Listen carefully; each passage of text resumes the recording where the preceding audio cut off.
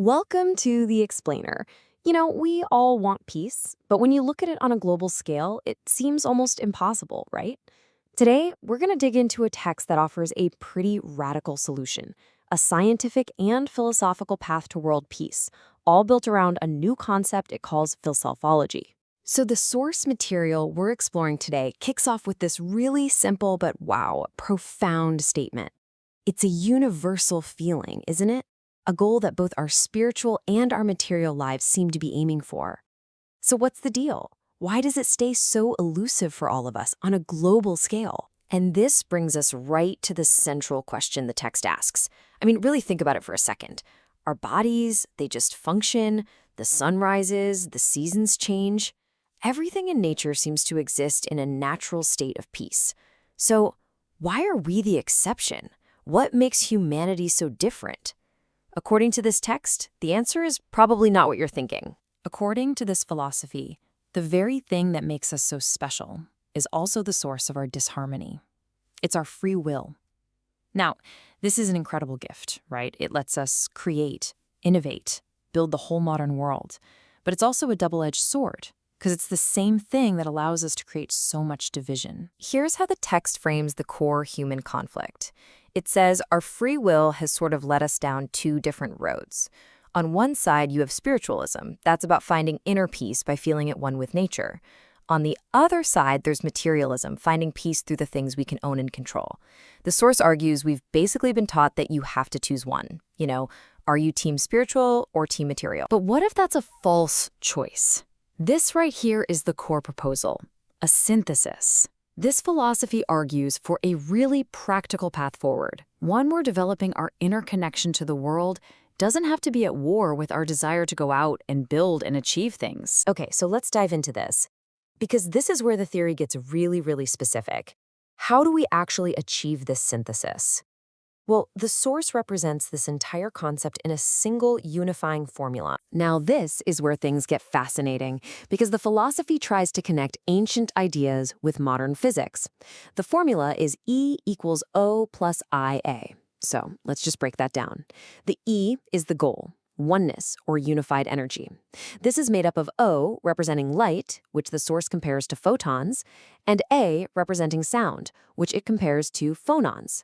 But the real secret ingredient here is the I. That stands for vibration, which the text connects to things like biophotons or even neutrino streams. So how does vibration actually create reality in this model? Well, the source points to the field of cymatics, and this is a real thing. It's the study of how sound and vibration create visible geometric patterns in physical stuff. This philosophy just takes that idea and elevates it, suggesting that cymatics isn't just some cool experiment, it's a fundamental process of how the universe is built. So, how does this cosmic energy connect directly to us?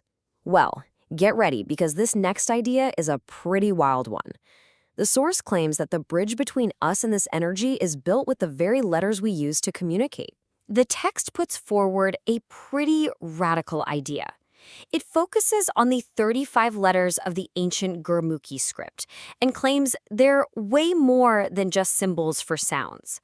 It proposes this script is a theory of elements, kind of like a periodic table, but for the fundamental principles that make up reality itself. So here's how the source claims this whole thing works, step by step.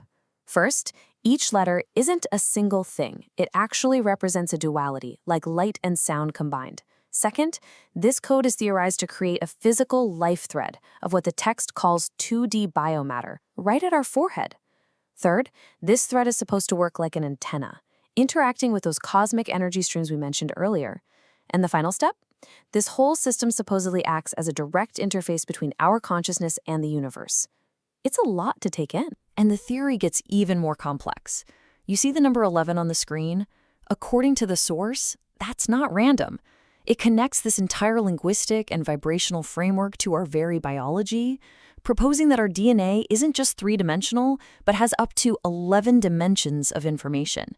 It's an incredible claim that our very essence is literally intertwined with these cosmic alphabets. Okay, so let's circle back. How does this incredibly intricate theory loop back to its original goal of achieving world peace? I mean, what does a cosmic alphabet have to do with global harmony? Well, the text gives us a historical example to try and back this all up. It argues that the Sikh gurus were able to unify what seemed to be completely opposite forces, different civilizations, philosophies, even major belief systems like Abrahamic and Dharmic ones. The source claims this was possible because they understood this underlying code of synthesis, that whole E equals O plus I thing, and they used that knowledge to build bridges where everybody else just saw walls. This all culminates in a really concrete, tangible proposal. The source suggests that a specific sacred composition, which it calls the cosmic plate of cymatics, could be adopted as a world anthem for an organization like the UN. The idea is that its specific vibrations and linguistic code, all built on this theory of elements, could help create global unity not just as a nice thought, but on a fundamental energetic level. And so we're left with a final and pretty challenging question. In our constant search for global harmony, we've looked to politics, to economics, to diplomacy. This source asks us to think about a radically different possibility. What if the key to solving our biggest external problems actually lies inward? By going back and re-examining the ancient codes embedded in our languages, our biology, and our own consciousness.